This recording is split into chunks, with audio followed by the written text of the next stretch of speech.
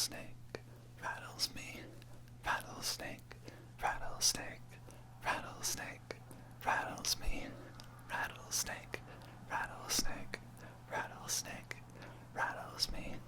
Rattlesnake, rattlesnake, rattlesnake rattles me. Rattlesnake, rattlesnake, rattlesnake rattles me. Rattlesnake, rattlesnake. Hello everyone, and welcome to the ASMR review show.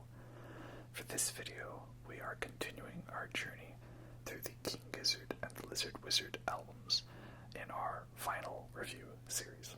So, for this one, we're talking about Flying Microtonal Banana. So, this album has the word banana in the title, which means, normally I've been consuming certain things related to the topic of the album. So obviously that means that there's only one thing that I can consume during a banana-themed video. Yes, that's right. For this video, I'm going to be consuming a banana bread beer. Sorry, folks, this ain't it. So, yeah, this is a banana bread flavored beer from Eagle Brewery, an appealing beer brewed with bananas. And yeah, I don't know how you describe it. It's like hops, Challenger and Styrian Goldings, malt, lager and crystal malts, flavored beer, lager, blend. Fresh bananas packed with a whole bunch of aromas, while richy, malty hops deliver a seriously fruity flavor, all perfectly balanced by a masterful blend. Malt beverage brewed with bananas and banana flavor added. So let's crack this cold one open.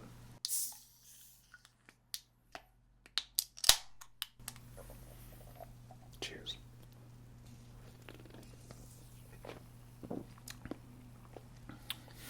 Oh yeah, that's a good one. Like, just think banana flavor, right? And like mix that in with a bit of a nice thick malty lager, and that's what you got. And I love the artwork of, like, peeling open this banana, and there's a beer in it, it's great. I remember, I saw this one a while back, and it came in bottles, but now I only find it in single cans. You don't find, it in packs or anything, but it's a 500 milliliter can, so, pretty decent size. I don't know if Eagle Brewery is it says here that they're located in the UK, so this is imported because I'm Canadian. You might be able to find this in the States then. If Eagle Brewery does some other really good beers I could get imported, that'd be pretty sweet, because this is a pretty good one.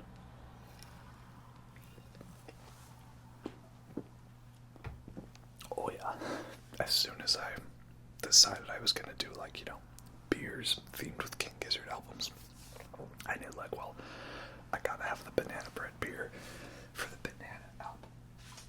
The banana album we have right here.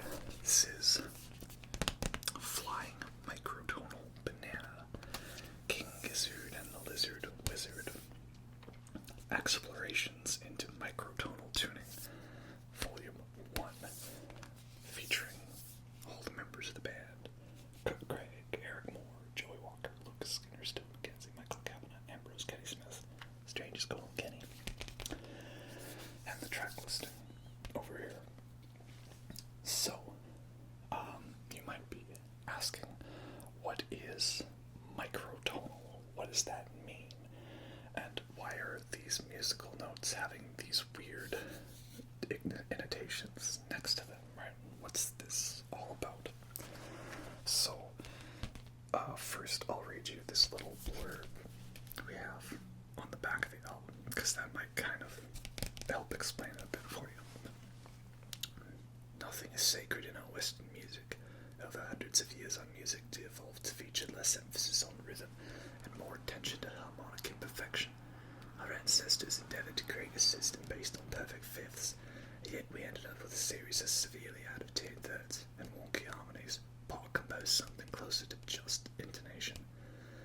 pianos attuned sharp at the top and flat at the bottom.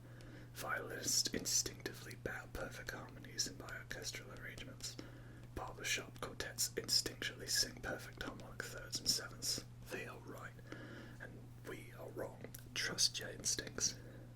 We continually dumb down the rhythmic complexity in favor of harmonic entanglement, harmonies that are out of tune. Nothing is sacred, and neither is this album. 24-tit, everybody. Wronger than wrong. So, basically, not to get too music nerd about it, but to hopefully explain it on a, layman's terms, screw layman's terms, do you speak English? So, the musical scale in standard commercial Western music is divided into 12 notes, right? Based off of letters of the alphabet. You can start with an A note, right? Down, and then one higher A in pitch above that, one octave above. You have another A that's higher up, and then between one A and the next A are 12 different sort of sets, right? It's divided into 12 notes. You go A sharp, B, C sharp, blah, blah, blah, blah, blah, blah, so on and so forth till you get to the next A. So the scale from A to A is divided into 12 segments. And that's just the notes that we're used to, right? You don't really hear notes in between. Maybe if it's like a bend note on a guitar or a slide note on a fretless bass. But that's generally the way the system is music, it's 12 notes, and that's what we're used to. So if you hear something outside that note, it sounds off, right? Why don't I get one of my guitars to show you? Okay, here we have a newest addition to the guitar family. I did not have this one at the time when I did my guitar-related video. But this here is a Squier Jazzmaster with active pickups. My intention is to make this guitar a microtonal guitar. I'm not sure how difficult of a process it's going to be, but that's the plan. And so I think I have this in like half step down right now. So like if I play this note here, that's a C sharp. And so then, right, it's a C sharp, and then you just play each of the frets until you get to a higher C sharp. So, how could we play a note in between this one here, which is, what's that? Oh, brain. I'm bad at musical notes now. Okay, that's A flat, G, G flat, F sharp. Yeah. So if we want to play a note between F sharp and G, how do we do that? We can't on a guitar, unless we bend it kind of like. It just doesn't work. So the frets divide the scale into the 12 segments. It's called 12-tit, right? Where you have the scale divided. And so what microtonal music is where you have the scale divided into something like with more segments to it than 12. So 24-tit, I think, is what the microtonal King Gizzard stuff is in. I'm not sure, I haven't actually counted their frets on it, but it's some kind of division of that where you had a fret in between these frets and in between here. And so then you can play notes in between these transient notes, bipartisan by nature. And it gets you weird sound, stuff that sounds kind of like out of tune and off if you don't know how to make it work. But yeah, so that's how it would look on a guitar. And yeah, again, shout out to my newest edition of the guitar family. We maybe it'll be microtonal eventually. The idea for this microtonal music, Stu says that he got it from like listening to lots of kind of Turkish music, like the 60s, 70s, psychedelic stuff. Because they have a lot of instruments there where the frets are adjustable or there are no frets, and you get these weird notes that sound in between. Or there's this other instrument that kind of has a microtonal sound to it called a zurna. That's featured on a couple tracks here. Very odd sound. And so the idea was to, do something that was inspired by this psychedelic Turkish music, but also had a bit of a more unique sound to it. Hence, explorations into microtonal tuning. And so then all the weird notes are like quarter tone notes or, sharp adds, stuff like that, right? A lot of weird notes. Kind of hard to describe it without listening to it, but you hear it and it's gonna sound very weird, different, strange, almost like it's out of tune. But you get used to it eventually, and then it kind of expands your mind, expands your senses to this new way of understanding things, right? So the track listing is on the front here, and I gotta say, this is like one of my definitely favorite King Gizzard albums. My favorite is Rat's Nest because I like metal, and so, they did a straight up thrash metal album that was like old school Metallica and Slayer meets like Sleep and Black Sabbath.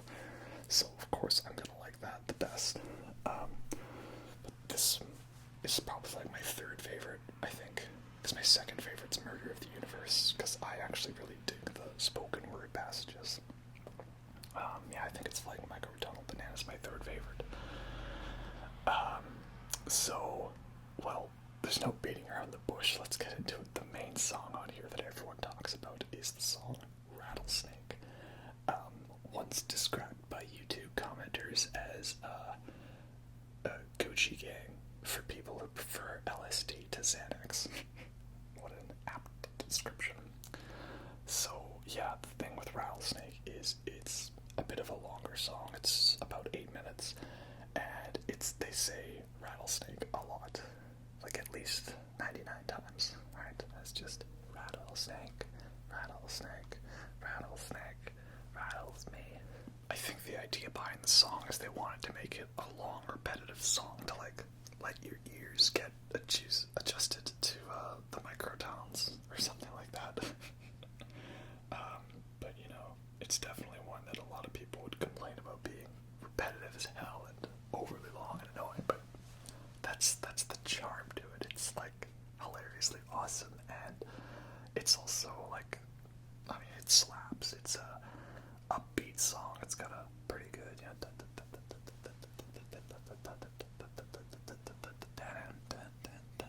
it's a pretty upbeat song. It's actually a good pace for running to or working out or getting you pumped, right? So it's a fun one, and one of my favorites, because it's just awesome. And it's kind of that one where I've like psychically ninja'd this song into like everyone I know's subconscious. Like just everyone knows me as, there goes Tars, the guy who loves King Gizzard and the Lizard Wizard. And they're that band that plays that Rattlesnake song where it just says Rattlesnake for 8 minutes. And I can just be like, oh, don't you mess with me or I'm gonna put on that Rattlesnake song. They know it. Rattlesnake, rattlesnake, rattlesnake, rattles me. So yeah, it's great. Also on here we've got Melting, which is a very trippy, jammy song that something about like the sounds in it makes me think of the Cantina band music from Star Wars.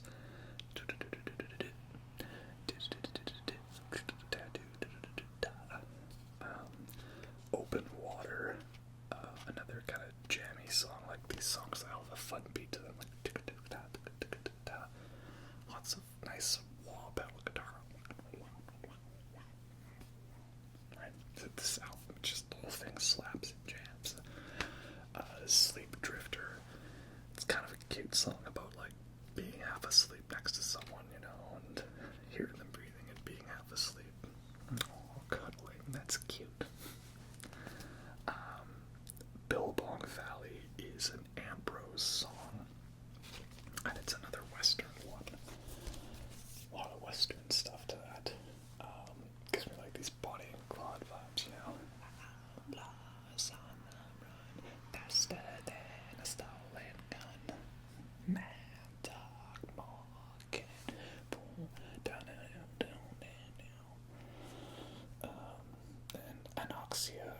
is a Joey song, which is probably the one I love the least out of the regular songs on this album, but it's also still a good one, right? It's just how good this album is. Even the weaker one is a good one. And then you got Doom City, right? And that's kind of the first inkling of King Giz getting into the doom metal side of things. Like, the last couple albums, they've had at least one stoner, sludgy doom metal moment, like Great Chain of B, Superbug, KGLW Outro, Hungry Wolf of Fate, and I'd say Doom City was kind of like the first one. You know, it's like wow, wow, wow, wow, wow, wow, wow, wow, wow, right? Doom City, Doom City, Doom City.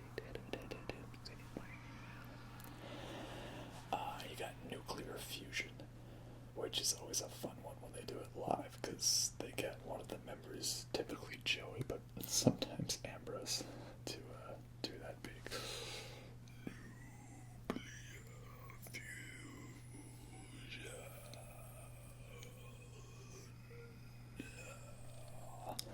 so it's great. And it ends with the song Flying Microtonal Banana, which is just kind of a little instrumental outro sort of thing. And I'm pretty sure it's got Zerna on it, and it gives you that.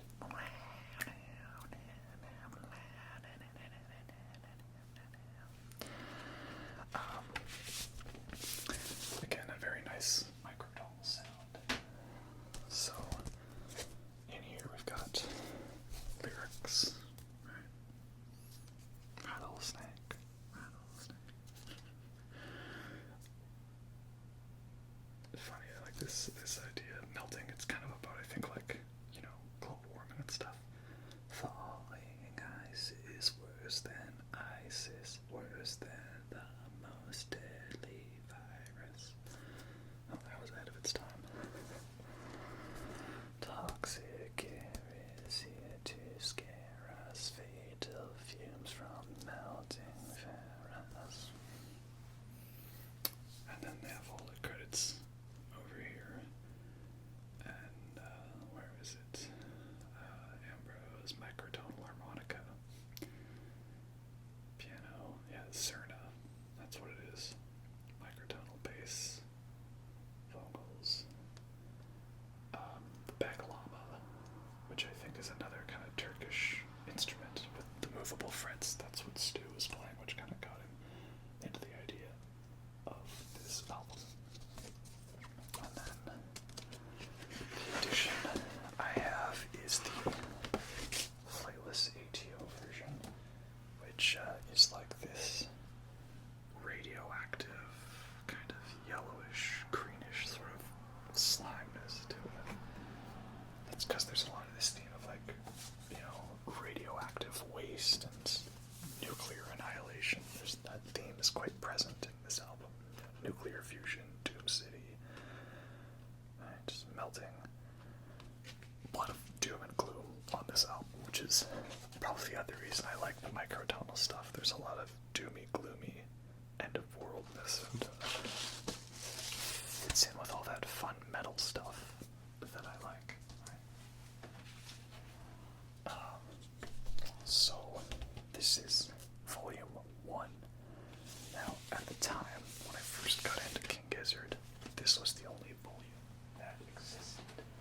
And we always kind of wondered, like, was the Volume 1 a teaser for them making more volumes? And it turned out, yes, it was. And they had the double separate album release of KG and LW, both microtonal albums listed as Volume 2 and Volume 3, respectively. Some people didn't like that they went back to the microtonal style and that they did 2 albums in it, but as someone who really dug the microtonal stuff on FMB, I was totally okay with it, you know, like, they can do what they want with their style, and they just did more of a style I liked, right? I know some people were probably hoping for some more papier-mâché Dream Bullion stuff, because a lot of people really dig that sound a lot.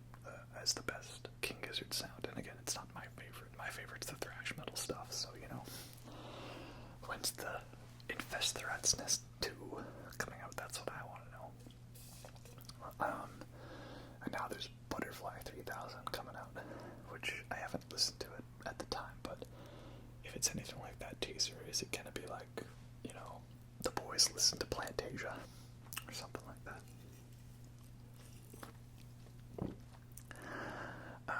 So yeah, that's FMB.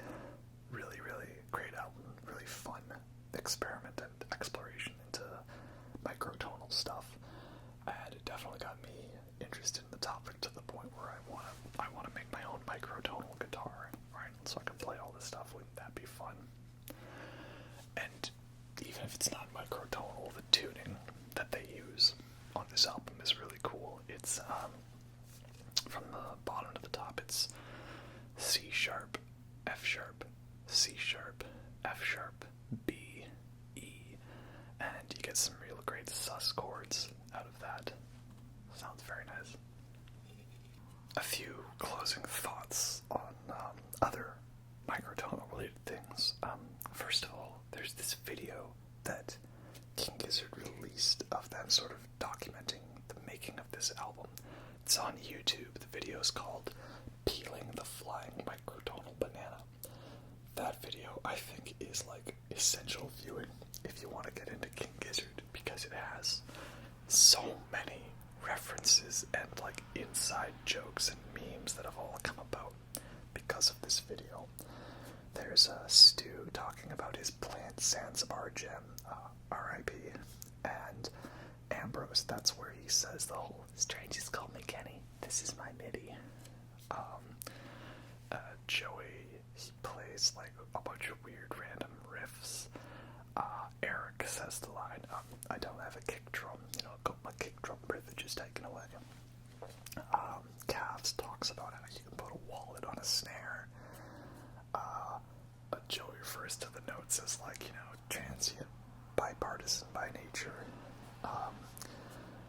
Yeah, so many jokes. The only jokes that's missing are like, even in space they go spaceships and eggs, which is not a dead meme. Eggs is not a dead meme. So many great jokes and references.